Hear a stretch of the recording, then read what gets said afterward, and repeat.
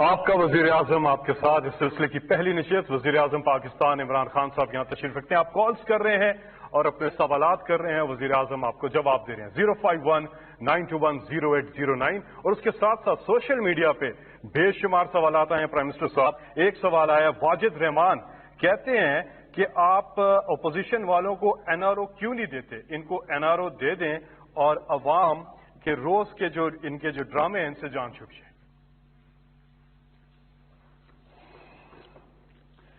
फिर इस तरह करें, सारे जेल खोल दें पाकिस्तान के, तो वो बेचारे लोगों का क्या कसूर है? उनकी तो चोरियां छोटी छोटी हैं।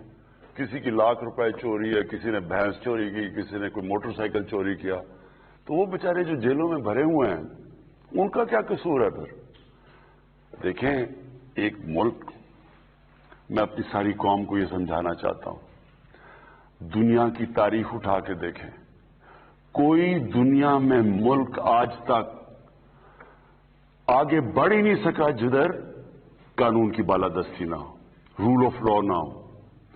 कोई दुनिया में मुल्क देख लें, जब एक मुल्क आगे बढ़ता है वो सिर्फ एक चीज से बढ़ता है, खुशहाली सिर्फ एक वजह से आती है, जिधर कानून की बालादस्ती होती है।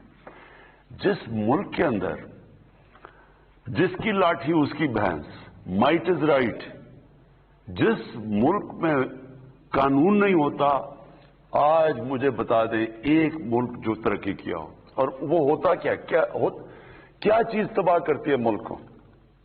मैं मदीना की रियासत के हमारे सरकार मदीना नबी सल्लल्लाहु अलैहि वसल्लम, उन्होंने ये सब याद रख लें, दुनिया में इस तरह का लीडर नहीं आया, ना आ सकता है ना आया। उन्होंने कहा कि बड़ी कौमें तुम्हारे से पहले तबाह हुई, ताकतवर के लिए एक कानून, कमजोर के लिए दूसरा। ये एनआरओ है, मतलब कि ताकतवर को आप एनआरओ दे दें, गरीब लोगों को जेलों में भर दें। ये कौम की तबाही का रास्ता है। आज दुनिया का नक्शा उठा के देखें, एक एक मुल्क देखें, कौन सा खुशहाल मुल्क है और कौन सा गरीब तरीन मुल्क है। वसाइल का इसमें कोई दखल अंदाजी नहीं है। जो सबसे वसाइल में अमीर तरीन मुल्क है वो इस वक्त गरीब तरीन है, वो गुर्बत सबसे ज्यादा है। और जिन मुल्कों के अंदर है ही नहीं, वसाइल है ही नहीं, मसलन स्विट्जरलैंड में तो सिर्फ टूरिज्म ही है, या स्कैंडिनेविया के मुल्कों में क्या उनकी खास चीज है? कुछ भी नहीं है, लेकिन वहां खुशहाल तरीन मुल्क है। वजह उसकी कि वहां कानून है, वहां रूल ऑफ लॉ है। और दूसरे मुल्कों के अंदर, जिधर ये आप मुल्क उठा के देख लें, गरीब मुल्कों को देख लें, एक एक मुल्क को आप देख लें कि वहां इसी तरह के करप्ट प्राइम मिनिस्टर आते हैं, करप्ट प्रेसिडेंट्स आते हैं, वो दोनों हाथों से वो और उनकी मिनिस्टर्स मुल्क को लूटते हैं, वो सारे मुल्क का पैसा बाहर ले जाते हैं। वो क्यों बाहर ले जाने पड़ते हैं? क्योंकि अगर वो मुल्क में रखेंगे तो पैसा नजर आ जाएगा। इसलिए चोरी करके मुल्क से पैसा जब बाहर निकाल, दुगना नुकसान करते हैं मुल्क को। मनी लॉन्ड्रिंग जो है, जब एक गरीब मुल्क का पैसा बाहर जाता है वो दुगना नुकसान करता है। वो कैसे नुकसान करता है? डॉलर खरीदने पड़ते हैं बाहर भेजने के लिए, या हवाला हुंडी से डॉलर लेते हैं, फिर बाहर जाता है। वो डॉलर जब आप मुल्क से बाहर भेजते हैं, डॉलर कम होते हैं, जब डॉलर कम होता है तो रुपया गिर जाता है आपका। जब रुपया गिरता है तो सारी चीजें महंगी होती हैं। महंगाई कैसे होती है? जब रुपया गिर जाता है आपका, जो चीज बाहर से लाते हो, तेल, बिजली, खाना पीने, सब महंगी हो जाती है। आज जो सबसे बड़ी वजह गरीब मुल्कों के अंदर गुर्बत, क्या वजह है? कि वहां इस तरह के बैठे हुए डाकू चोर जो ऊपर आके मुल्क लूट के सारों ने अपने मुल्कों को कंगाल कर दिया, मकरूज कर दिया। महातिर मोहम्मद ने मलेशिया को उठा के उस्मानों पे ले गया। जैसे ही महातिर मोहम्मद 20 साल के बाद गए, उधर भी एक इस तरह का आदमी आ गया, जिस तरह हमारे ये जो एपीटीएम टाइप लोग हैं, उसने भी आके अपना मुल्क लूटा, मनी लॉन्ड्रिंग की। उसका क्या नतीजा हुआ? वो मलेशिया जो खुशहाल तरीन मुल्क था वो मकरूज हो गया, और वो आज उनका प्राइम मिनिस्टर जेल में है जिसने उसको मकरूज किया था। कहने का मेरा मकसद ये है कि अगर आपने इस मुल्क को उठाना है, इसको अजीम मुल्क बनना है, मदीना की रियासत के असूलों पे खड़ा करना है, تو طاقتور کا زیادہ ضروری ہے کہ ان کا احتساب کریں بجائے کمزوروں کا. کبھی آج تک کسی ملک کو پٹواریوں نے اور تھانے داروں نے نہیں ختم کیا. پرائم منسٹر اور اس کے وزیروں نے جب چوری کیا تب ملک تباہ ہوا ہے. اور پھر جب ایک ملک کا قانون طاقتور ڈاکوں کو نہیں پکڑ سکتا وہ ملک تباہ ہو جاتا ہے. تو یہ جو آج آپ یہ سارے ملک کے بڑے بڑے ڈاکو اکٹھے ہو کے ان یونین بنا کے اور میرے پہ پریشر ڈال رہے ہیں 2.5 سالوں سے کہ جی ہمیں NRO دے دو. میں نے جس دن اس ملک ان چوروں کو NRO دے دیا نا، یہ یاد رکھنا، میں اس ملک سے سب سے بڑی غداری کروں گا. جنرل مشرف کے دور میں ان دونوں کے یہ پچھلے 10 سالوں سے بہت بہتر دور تھا. ہر چیز بہتر تھی، قرضے بھی اتنے نہیں تھے. جنرل مشرف کے دور میں قرضے اتنے نہیں چڑھے جو ان 10 سالوں میں انہوں نے 4 گنا پاکستان کا قرضہ چڑھایا. لیکن اس نے جو ان 2 بڑے ڈاکوں کو 2 NRO دیے، وہ آج ہم بیٹھے ہوئے ہیں جو بھگت رہے ہیں. وہ 4 گنا زیادہ جو قرضہ چڑھایا ان 10 سالوں کے اندر، وہ آج ہم کیسے بھگت رہے ہیں. جو ہم پیسہ اکٹھا کرتے ہیں آدھا پیسہ چلا جاتا ہے ان کے لیے ہوئے قرضوں کے سود دینے پہ. تو ملک کیسے چل سکتا ہے؟ اور یہ صرف اور صرف جنرل مشرف نے سب سے بڑا ظلم کیا اس ملک پہ کہ وہ 2 لوگ جو کہ سب سے بڑے، جن کی ثابت ہوگی کرپشن. یہ جو براڈ شیٹ ہے یہ کیا چیز ہے کہ اس کے اندر پتہ چل گیا ان کے پیسے، ان کو NRO دے کے دونوں کو NRO دے دیا. سرے محل اس کو NRO دے دیا. پیسے پاکستان آنے تھے، NRO دے کے وہ بھی ریاستداری نے پیسے رکھ لیے. 60 ملین سوئٹزرلینڈ میں پڑے ہوئے تھے، وہ اس کو پاکستان کو آنے تھے، وہ NRO دے کے وہ اپنی جیب میں. سارا یہ جو ہدایبہ پیپر ملک سارا اوپن اینڈ شٹ کیس تھا. NRO دے کے اور وہ جو اس کی بات پراپرٹیز پکڑی براڈ شیٹ میں وہ ساری معاف ہو گئی. تو نقصان کس کو ہوا؟ آج پاکستان وہ نقصان اٹھا رہا ہے. جی اگلے کالر ہے بہاری سے عظمت علی. جی عظمت. جی جناب وزیر اعظم سر، السلام علیکم. وعلیکم السلام. سر ہر ماہ میں 2 دفعہ پیٹرولیم مصنوعات بڑھ جاتی ہیں، جس کی وجہ سے ہر چیز پہ مہنگائی آ جاتی ہے. جو دیہاڑی دار طبقہ، جو مطلب کہ چھوٹا کسان ہے، وہ اس چکی میں پس رہا ہے. کوئی شفقت کی جائے اس پہ. دیکھیں، یہ سب سے تکلیف دہ چیز ہے، مہنگائی. اور مجھے اس چیز کا پورا احساس ہے کہ اس وقت ہمارے لوگوں کے اوپر ایک مشکل وقت آیا ہوا ہے مہنگائی کی وجہ سے. لیکن یہ بھی ضروری ہے آپ سب کا کہ سمجھنا کہ یہ مہنگائی ہوتی کیوں ہے. میں اگر ہر ہفتے میٹنگ لیتا ہوں مہنگائی کی، ایک چیز دیکھتا ہوں کہ کون سی چیز کی قیمت کیوں چڑھ رہی ہے. تو یہ سوچیں کہ اگر مجھے اتنی اس کے یعنی میرے ذہن پہ یہ اتنا پڑا ہوا ہے تو یہ کیوں نہیں، یہ مہنگائی ہے کہ ہوتی کیوں ہے. تو یہ میں ذرا چاہتا ہوں کہ آج آپ سب سمجھ لیں. دیکھیں، مہنگائی کی سب سے بڑی وجہ کیا ہوتی ہے؟ اس کی سب سے بڑی وجہ یہ ہوتی ہے کہ جب ہمارا روپیہ گرتا ہے. اور روپیہ کیوں گرتا ہے یہ بھی پہلے آپ سمجھ لیں. روپیہ اس لیے گرتا ہے کہ جب آپ ملک میں جو ڈالرز آ رہے ہیں وہ کم ہیں اور ملک سے ڈالر باہر زیادہ ہیں، جو جا رہے ہیں وہ زیادہ ہیں. یہ کیوں منی لانڈرنگ اتنی بری، یہ اتنا بڑا ہمارے لیے عذاب بنا ہوا ہے؟ ایک اندازے کے مطابق، اور میرے خیال میں سے زیادہ پیسہ باہر جاتا ہے. جو امریکہ کا جو اسٹیٹ ڈپارٹمنٹ ہے اس نے ایک پیپر چھاپا تھا غالباً کوئی 8-9 سال پہلے کہ $10 ارب ہر سال پاکستان سے باہر جاتا ہے منی لانڈرنگ ہو کے. یعنی چوری ہو کے نا، یہ چوری کا پیسہ $10 ارب باہر جاتا ہے. پھر اگر ہماری امپورٹس اور ایکسپورٹس، مثلا جو چیزیں ہم دنیا کو ایکسپورٹ کر رہے ہیں وہ کم ہیں اور امپورٹ زیادہ ہیں، تو ظاہر ہے کہ وہ جب ڈالر کم ہوں گے ڈالر اوپر چلا جائے گا، روپیہ نیچے آ جائے گا. تو پہلے یہ سمجھیں کہ روپیہ گرتا کیوں ہے. جب ہمیں حکومت ملی تو جو ڈالر ملک سے باہر جا رہے تھے وہ $60 ارب تھے، اور ایکسپورٹس جس سے ملک میں ڈالر آنے تھے وہ $20 ارب تھی. پاکستان کی تاریخ کا سب سے بڑا یہ خسارہ تھا. جس کو ٹریڈ گیپ کہتے ہیں. اور جو کرنٹ اکاؤنٹ ڈیفیسٹ تھا، یعنی کہ جو ٹوٹل ڈالر ملک سے باہر جاتے ہیں اور اندر آتے ہیں، یعنی جو ہم ریمیٹنسز بھی شامل کر لیں، تو وہ 20 ارب ڈالر تھا، جو سب سے زیادہ پاکستان کی تاریخ کا خسارہ تھا. اس سے کیا ہوا؟ جیسی ہماری حکومت آئی پریشر پڑ گیا روپے پہ، اور پچھلی حکومت نے اربوں ڈالر خرچ کیا تھا روپے کو اوپر رکھنے کے لیے. وہ کیا کرتے ہیں، جب روپے پہ پریشر پڑتا ہے تو اب ڈالر پھینکنے شروع ہو جاتے ہیں مارکیٹ میں. تو ہمارے پاس ڈالر ہی نہیں تھے مارکیٹ میں پھینکنے کے لیے، کیونکہ ہمارے پاس ریزروز ہی نہیں تھے. ہم بلکہ جو ہمیں قسطیں دینی تھی باہر وہ بھی نہیں ہم دے پا رہے تھے، تو لہذا روپے نے گرنا تھا. تو میں صرف آپ کو اب یہ سمجھانا چاہتا ہوں پہلے تو کہ روپیہ کتنا گرا. ہمارے دور پہ روپیہ گرا 24.1%. اور ہمارے دور میں کہہ رہا ہوں 18-19 میں، 2018 اور 19 میں جو روپیہ گرا ہمارے دور میں گرا 24.1%. ہمارے سے پہلے بھی روپیہ گرا تھا، وہ گرا تھا جب پیپلز پارٹی آئی. جب پیپلز پارٹی آئی تو روپیہ گرا 25.5%.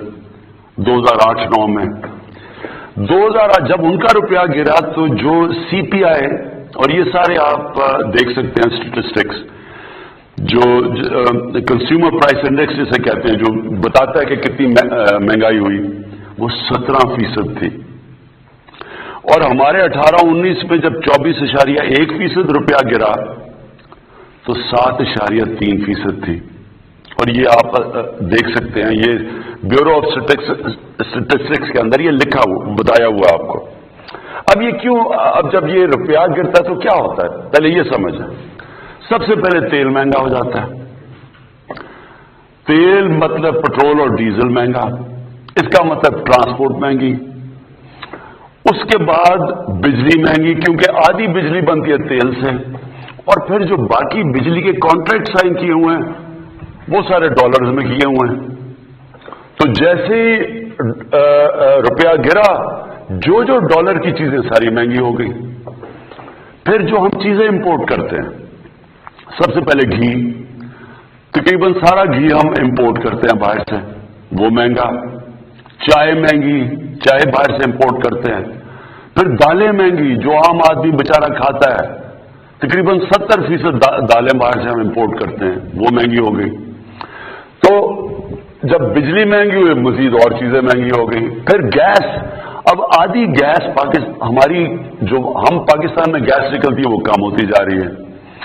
جو باہر سے ہم گیس لیتے ہیں وہ مہنگی ہے، تو جب وہ گیس بھی مہنگی ہو گئی. تو ساری چیزیں مہنگی ہو جاتی ہیں جب آپ کا روپیہ گرتا ہے. اس لیے ہماری گورنمنٹ پوری کوشش کر رہی ہے پاکستان میں ایکسپورٹ بڑھانے کی، اور مجھے بڑی خوشی ہے کہ پچھلے مہینے ریکارڈ ایکسپورٹس بڑھی ہیں ہماری. جب تک ہماری ایکسپورٹس نہیں بڑھیں گی، اور اللہ کا شکر ہے ریکارڈ ریمیٹنسز بڑھی ہیں، یعنی کہ جو باہر پاکستانی بینکوں کے تھرو پیسے بھیجتے ہیں وہ بھی بڑھی ہیں. اور اس کی وجہ سے 17 سال کے بعد پاکستان کا 5 مہینے مسلسل، جس کو کرنٹ اکاؤنٹ کہتے ہیں، کہ ہم جتنے ہمارے ڈالر آ رہے ہیں اندر اور ہمارے ڈالر باہر جا رہے ہیں، ہم نے اس کو بیلنس کر لیا. ہمارا خسارہ ختم کر دیا ہم نے، کیونکہ ہم نے ایکسپورٹس بھی بڑھائی ہے اور ہماری ریمیٹنسز بھی بڑھی ہے، اور ہمارا ملک صحیح راستے پہ لگ گیا.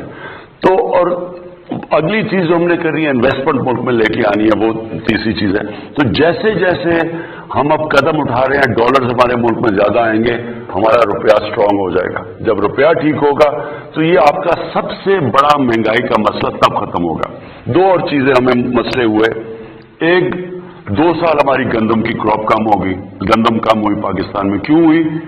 یہ موسم کی تبدیلی کی وجہ سے بارشیں اس ٹائم پہ ہو گئی جب گندم کو ہم نے کٹائی کا ٹائم تھا. 2 سال مسلسل ہماری گندم کم ہوئی، وہ باہر سے منگوانی پڑی. جب وہ تو جس طرح روپیہ گرا تو وہ بھی مہنگی. پھر چینی، وہ ہماری کم ہو گئی. 2 سال مسلسل ہماری گندم کم ہوئی، وہ باہر سے منگوانی پڑی. جب وہ تو جس طرح روپیہ گرا تو وہ بھی مہنگی. پھر چینی، وہ ہماری کم ہو گئی. تو چینی بھی جب باہر سے آئی، اور کیونکہ جو میں آپ کو کہہ رہا ہوں کہ ڈالر کے اوپر پریشر تھا، حالانکہ چینی اتنی مہنگی نہیں ہوئی باہر سے، لیکن गंदम हमें गवर्नमेंट को बहुत बड़ा कीमत अदा करनी पड़ी। तो कहने का आखिर में मकसद ये है, मुझे पूरा एहसास है, सारा वक्त मैं मॉनिटर कर रहा हूं, पूरी कोशिश कर रहे हैं कि हम महंगाई को रोकें, और अल्लाह का शुक्र है इस वक्त महंगाई जब हम आए थे गवर्नमेंट में उससे पहली दफा उससे कम महंगाई है इस बारी, इस महीने, जो मैंने कहा भी आज मीडिया पे। तो थोड़ा आपको सब्र करना पड़ेगा। एक बुरे माशी हालात में, एक मकरूज मुल्क में जिसने कर्जे लिए हुए थे, आहिस्ता आहिस्ता जैसी हमारी माइशत ठीक होगी इंशाल्लाह इसके ऊपर मुकम्मल काबू पा लेंगे। जी, कॉल्स का सिलसिला जारी है। आप प्राइम मिनिस्टर पाकिस्तान इमरान खान से बात कर रहे हैं। कौन बात कर रही है, कहाँ से? जी, मैं बादशाह बात कर रही हूँ आयरलैंड से। जी, क्या सवाल है आपका प्राइम मिनिस्टर से? मेरा सवाल प्राइम मिनिस्टर साहब से है कि हम लोग जो है एक गैर इस्लामी ममालिक में रहते हैं, और हम एज अ पाकिस्तानी और एज अ मुसलमान, हमारे लिए यहाँ पे नामूस रसालत का बहुत बड़ा मसला है। हम लोग उनसे, हमारा ये है कि एक अरब से जाहिर मुसलमानों की जो है नबी सल्लल्लाहु अलैहि वसल्लम के साथ मोहब्बत को बार बार आजमाया जाता है, जिससे तमाम मुस्लिम ममालिक में इश्तियाल पैदा हो जाता है।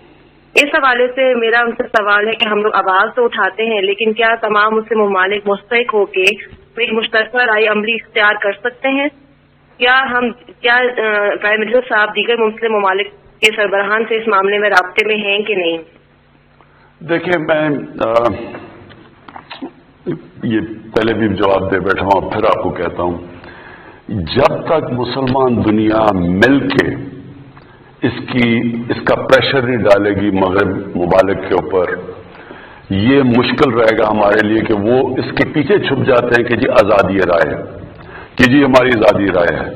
लेकिन मुझे अभी भी, मैं आपको बता दूं कि कभी भी उनको इस चीज का इतना एहसास नहीं हुआ जितना आजकल हुआ, क्योंकि जब से हमने उठाया, और मुझे फख्र है इसका कि पाकिस्तान सबसे ज्यादा उसने इस चीज को उठाया, साथ साथ इस्लामोफोबिया, जो आप मगरब में रहते हैं आपको पता है कि किस तरह की वहाँ इस्लाम के खिलाफ प्रोपेगेंडा और इस्लामोफोबिया से बड़े हमारे लोगों को मुश्किल वक्त से गुजरना पड़ता है।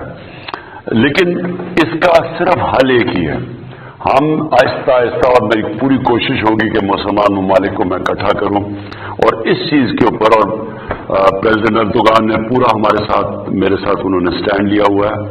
जिस तरह मैंने कहा, जब फ्रेंच प्रेसिडेंट मैक्रोन ने, जब उन्होंने कहा तो सिर्फ 2 मुसलमान हेड्स ऑफ स्टेट ने उसके ऊपर बात की और उनकी तनकीद की। तो इसलिए इंशाल्लाह हमारी कोशिश है कि और ज्यादा लोगों को इकट्ठा करेंगे। मुझे पूरा यकीन है कि ये कैंपेन में इंशाल्लाह हम कामयाब हो जाएंगे।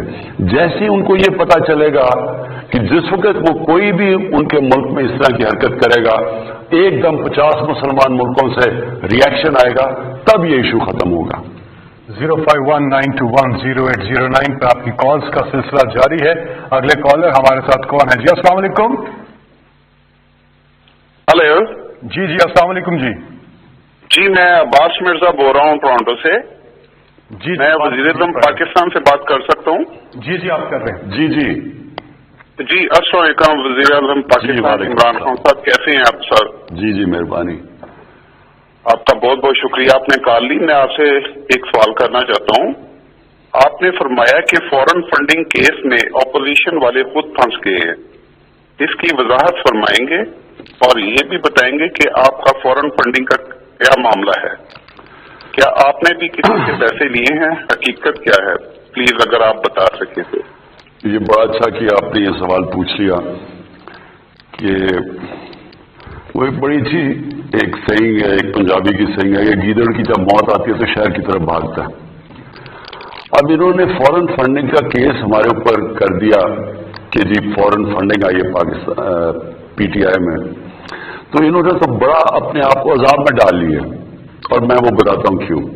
देखिए, मुझे आज से तकरीबन 31 साल पहले मैंने फंड रेजिंग शुरू की थी शौकत खानम की। तो मैं तो पाकिस्तान का वो फंड रेजर हूं जिसने पाकिस्तान की तारीख में सबसे ज्यादा पैसा इकट्ठा किया। आज भी इकट्ठा कर रहा हूं शौकत खानम के लिए, नमल यूनिवर्सिटी के लिए। थोड़ा मुश्किल है जब से प्राइम मिनिस्टर बनाऊं, लेकिन उससे पहले तो मैं सबसे ज्यादा पैसा इकट्ठा करता था। पार्टी के लिए भी। तो क्योंकि मुझे समझ थी फंड रेजिंग क्या है, हमारी पार्टी वाहिद पार्टी है जिसने पॉलिटिकल फंड रेजिंग की है। पॉलिटिकल फंड रेजिंग क्या होती है कि हम बाकायदा डिनर्स करते थे, डिनर्स पे लोग आते थे, उन लोगों से फिर हम उनको बताते थे कि पार्टी क्या करना जा रही है और फिर वो पैसे देते थे। और इसमें बहुत बड़ा हाथ ओवरसीज पाकिस्तानी का था। मैंने ओवरसीज पाकिस्तानी से जब शौकत खानम के लिए शुरू में पैसे इकट्ठे किए आज से 20-25 साल पहले, तो सबसे ज्यादा ओवरसीज पाकिस्तानी ने मुझे पैसे दिए थे। और मेरा इंटरेक्शन ओवरसीज पाकिस्तान से क्यों ज्यादा था, क्योंकि क्रिकेट के जरिए मैं सारी दुनिया फिरता था और उधर ओवरसीज पाकिस्तानी मिलते थे मुझे। तो लिहाजा हमारा जो पैसा इकट्ठा हुआ ये बिल्कुल पॉलिटिकल फंड रेजिंग से, और हमारे पास वो वाहिद पाकिस्तान की तारीख की पार्टी है, 40,000 डोनर्स के हमारे पास एड्रेसेस और पता और फोन नंबर्स हैं कि आज वो 40,000 डोनर जिन्होंने हमें पैसे दिए हैं, आप किसी को भी कॉल करके पूछ सकते हैं कि आपने पैसे दिए या नहीं। अब ये पार्टीज हैं, मैं इनको चैलेंज करता हूं कि ये 100 डोनर्स के नाम मुझे दे दें। हमारे 40,000 है ना, ये आपको 100 डोनर्स के नाम नहीं दे सकेंगे, क्योंकि इन्होंने फंड रेजिंग जैसे की है वो मैं जानता हूं कैसे की है। एक तो ये जो बड़े बड़े कब्जा ग्रुप इन्होंने पाले हुए थे, इनसे पैसे लेते थे। ये जो कब्जा ग्रुपों के घर गिर रहे हैं ना बड़े बड़े, आप देख रहे हैं, ये सारे गवर्नमेंट ने पाले हुए थे। इनको पनाह दे रहे थे यही पॉलिटिकल पार्टीज, ये नून लीग के नीचे बड़े बड़े कब्जा ग्रुप खुद उनको पनाह देते थे, पुलिस उनको हाथ नहीं लगा सकती थी। अब ये जिसका भी घर गिराए, ये और भी सियासतदानों घर गिराए हैं, ये लैंड रजिस्ट्री में इन सबके वो बताया हुआ है कि जमीन कौन सी है, किसकी जमीन है। ये कोई इस तरह कोई गवर्नमेंट नहीं कर रही, ये अदालत में जाके बता सकते हैं कि जी ये जमीन मेरी है। तो वो अदालत के अंदर हमारे पास इनकी पहले इंक्वायरी की गई, चेक किया गया, ये जो सारी जमीनें हैं ये इन्होंने गवर्नमेंट की कब्जा किए हुए, जिन के ऊपर बुलडोजर लगे हुए हैं अब, और इसकी जमीन है। ये कोई इस तरह कोई गवर्नमेंट नहीं कर रही, ये अदालत में जाके बता सकते हैं कि जी ये जमीन मेरी है। तो वो अदालत के अंदर हमारे पास इनकी पहले इंक्वायरी की गई, चेक किया गया, ये जो सारी जमीनें हैं ये इन्होंने गवर्नमेंट की कब्जा किए हुए, जिन के ऊपर बुलडोजर लगे हुए हैं अब। और ये वो लोग थे, क्यों इनको पालते थे, इनको पैसे देते थे, फंड्स देते थे, इनके घर के खर्चे देते थे, क्योंकि ये जो पैसा बनाते थे इनकी पार्टी फंडिंग करते थे, इनके जलसे जुलूस करते थे, जिसे कीमे के नान इनको देने पड़ते थे वो बुलाने के लिए अपने लोगों को। तो मैं इसलिए कह रहा हूं कि ये अब इसको इलेक्शन कमीशन को मंतकी इंजाम तक पहुंचाना चाहिए। एक तो इनके पास डोनर बेस ही नहीं आपको नजर आएगा। दूसरी चीज, जहां तक जो फॉरेन फंडिंग का असल तो मकसद ये है कि कोई बाहर की हुकूमत आपको पैसे ना दे कोई, और क्योंकि वो अगर आपको पैसे देगी और आप पावर में आएंगे, आपको वो इन्फ्लुएंस कर सकती है, आपकी फॉरेन पॉलिसी इफेक्ट कर सकती है। ये भी अगर तहकीकात की जाए कि क्या इनको फॉरेनर ने पैसे दिए या नहीं दिए, क्या वो जो फजल रहमान है वो बता सकता है कि उसको इतनी देर उसने पार्टी कैसे चलाई है? क्या वो ये कह सकता है कि मुझे किसी लिबिया ने नहीं पैसे दिए? क्या नवाज शरीफ कह सकता है कि उसामा बिन लादेन से उसने पैसे नहीं लिए बेनजीर की गवर्नमेंट कराने के लिए? बेनजीर की स्टेटमेंट है उसके ऊपर, उसने किताब में लिखा हुआ है। खालिद ख्वाजा जिन्होंने पैसे दिए थे नवाज शरीफ को उसामा बिन लादेन से, उसने एफिडेविट दिया हुआ कि मैंने इसे पैसे दिए थे। तो ये तो खुद फंस गए हैं। जी, अगले कॉलर हमारे साथ है आरिफ वारा से इरशाद साहब। जी अस्सलाम वालेकुम आरिफ साहब, इरशाद साहब क्या सवाल है आपका? वालेकुम अस्सलाम फैसल भाईजान, क्या हाल है सर, खैरियत? जी, आप प्राइम मिनिस्टर साहब से मुखातिब में बात कीजिएगा। ठीक है जी। वज़ीर आज़म साहब, आप हमारे हीरो हैं, आपसे बेहतर क्रिकेट को कोई नहीं जानता, लेकिन जब हम पीसीबी की कारकर्दगी को देखते हैं तो नहायत शर्मिंदगी होती है। सर, जब आपकी हुकूमत आई तो हमें उम्मीद थी कि पीसीबी में बेहतरी आएगी। प्राइम मिनिस्टर साहब बराए मेहरबानी पीसीबी को कोई ऐसा बंदा दें जिससे इसकी कारकर्दगी बेहतर हो सके। शुक्रिया सर। देखिए, मैं कई दफा हैरान होता हूं कि सारे समझ रहे थे जब हम आई है गवर्नमेंट کہ جی آج گورنمنٹ آئی ہے اور ایک دم سب کچھ ٹھیک ہو جائے گا. یہ ویسے فیری ٹیلز میں ہو سکتا ہے کہ ایک میرے پاس جادو کا ڈنڈا میں ایسے کروں سارا ملک ہی ٹھیک ہو جائے ایک دم. دیکھیں یہاں ملک میں کئی چیزیں بگڑی ہیں, 50 سال لگے ہیں بگڑنے میں, کئی 30 سال میں بگڑی ہیں کئی, اور پچھلے جو یہ 2 بڑے بڑے اس ملک کے بڑے ڈاکوؤں نے جو 10 سال گزارے ہیں, کئی تباہی, اور اصل تباہی ان 10 سالوں میں آئی ہے. ادارے تباہ ہوئے ہیں, PI اسٹیل مل, یہ جو سارا پاور سیکٹر ہے, یہ آپ دیکھیں تو صحیح کہ کیسے کیسے تباہ کیے گئے ہیں. اور اس کو ٹھیک کرنے میں صبر کرنا پڑے گا قوم کو. دیکھیں میں آپ کو ایک مثال دیتا ہوں. ہم نے ایک ہاسپٹل بنایا پختونخوا میں, شوکت خانم, دوسرا شوکت خانم کا ہاسپٹل, اور انشاءاللہ تیسرا شروع ہو گیا کراچی میں. میں آج آپ کو گارنٹی کرتا ہوں کہ پاکستان کے انٹرنیشنل سٹینڈرڈ کے دونوں ہاسپٹل وہ بن گئے اور یہ بننے جا رہا ہے. وہ کیسے؟ کیونکہ ایک جوائنٹ کمیشن انٹرنیشنل ایک انٹرنیشنل ادارہ ہے جو سرٹیفائی کرتا ہے کہ ہاسپٹل کی کوالٹی کتنی ہے. وہ لوگ بھیجتے ہیں, وہ ایک ہفتہ سارا اپنا ہاسپٹل کی آڈٹ کرتے ہیں اور تب وہ سرٹیفکیٹ ملتا ہے. 4 ہاسپٹل کو پاکستان میں سرٹیفکیٹ ملا ہوا ہے, آغا خان کو, الشفا کو اور 2 شوکت خانم کو. تو وہ 3.5 سال میں وہ شوکت خانم پشاور بنا ہے اور انٹرنیشنل سٹینڈرڈ کا.